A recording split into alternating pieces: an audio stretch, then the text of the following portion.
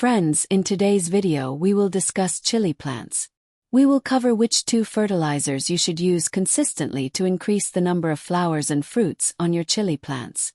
Additionally, if your chili plants are producing few flowers or buds, or if the buds are dropping off before they can develop into fruit, we will explore the reasons behind this. We will also address issues such as leaf curling or stunted growth.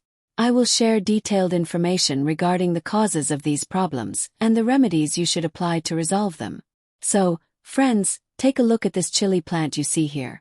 It is growing in my kitchen garden inside a black plastic grow bag. Despite this, observe the excellent growth it is exhibiting. It is consistently laden with an abundance of fruit. I have numerous chili plants in my kitchen garden, including various different varieties, and all of them flower and bear fruit profusely in dense clusters, just like this one. For instance, look over here at this ornamental chili plant with purple-hued peppers.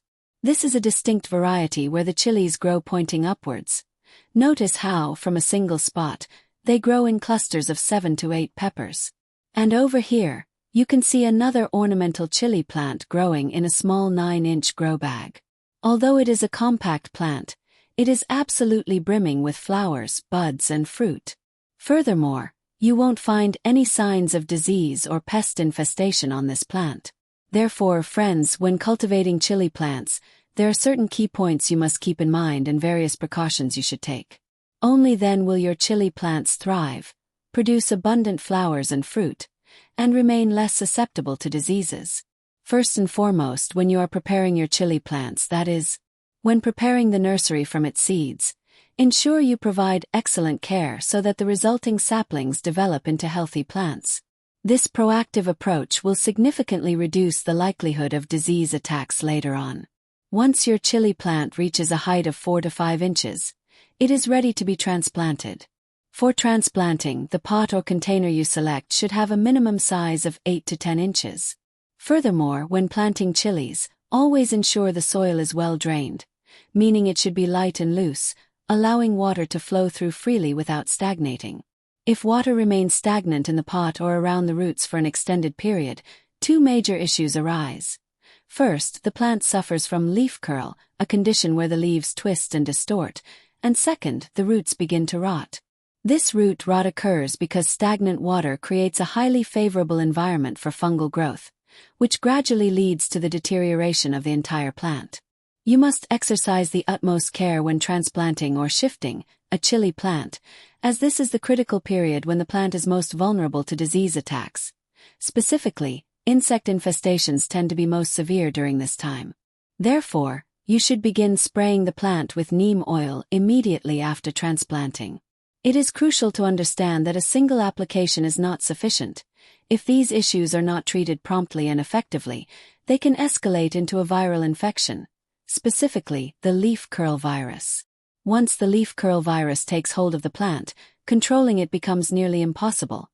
Gradually, all the leaves will shrivel, curl up, and wither away, ultimately destroying the plant and bringing a complete halt to the production of flowers and fruits.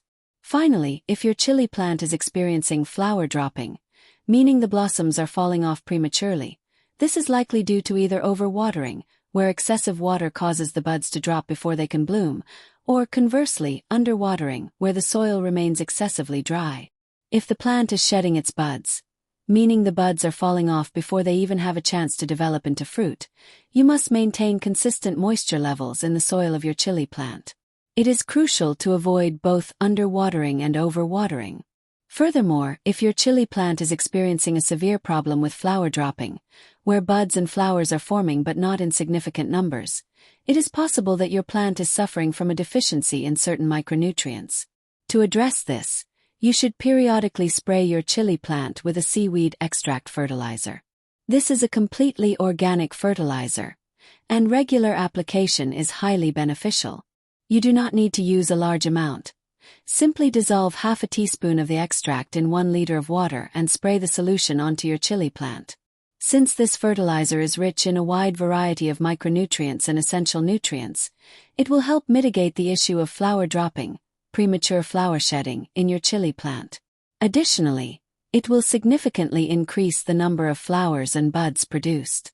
Ideally, you should begin spraying this fertilizer right from the time you plant your chili saplings.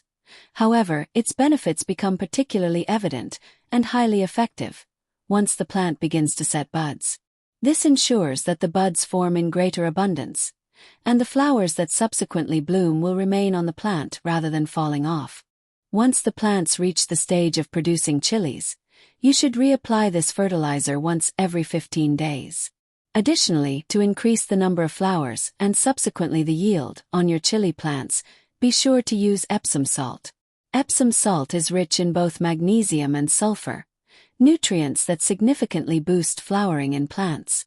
You can apply this to the plants in two ways: by adding it to the soil around the roots, or by spraying it directly onto the foliage. If applying it to the roots, you should do so once a month. However, the most effective way to utilize Epsom salt is by spraying it directly onto the plant itself. To do this, mix half a teaspoon of Epsom salt into 1 liter of water and spray the solution onto your chili plants once every 15 to 20 days. You can either dissolve it in water and pour it around the roots, or apply it directly to the soil in its solid form. However, spraying it onto the foliage remains the most effective method for using Epsom salt on chili plants. It is important not to spray these two fertilizers simultaneously. For instance, if you apply the seaweed extract today, you should wait 3 to 4 days before applying the Epsom salt spray. You should continue to alternate and reapply both fertilizers at intervals of 15 to 20 days. These two fertilizers act as excellent flower boosters, providing significant assistance in increasing the overall number of blooms on your plants. Furthermore, you should apply both sprays either during the early morning hours or in the evening. While these two fertilizers focus specifically on boosting flower production, to ensure the plant's overall healthy growth, you should also periodically mix some form of compost into the soil. You can use options such as vermicompost, cow dung manure, or kitchen waste compost. Simply add 1 to 2 handfuls of your chosen compost to the topsoil around the plant. Additionally, as previously mentioned, you can also utilize a fertilizer made from mustard cake, *sarsen ki kali*. You should use this mixture on your chili plants. Both onion peels and mustard cake serve as excellent fertilizers for chili plants. Therefore, once every 15 days, you can apply them directly into the soil around the plants, while the other two components act as flower boosters, essentially growth boosters. This specific liquid fertilizer and the compost will be highly beneficial for the overall growth of the chili plants. So, friends, that was a detailed overview regarding chili plants, specifically the key points you need to keep in mind to ensure their growth, as well as the various fertilizers you can use to boost flowering. I will continue to share many more detailed videos related to chili plants with you in the future. That is all for today's video. I hope you found it useful. If you enjoyed this video, please, I urge you like, share and subscribe to my channel. Finally, thank you for watching.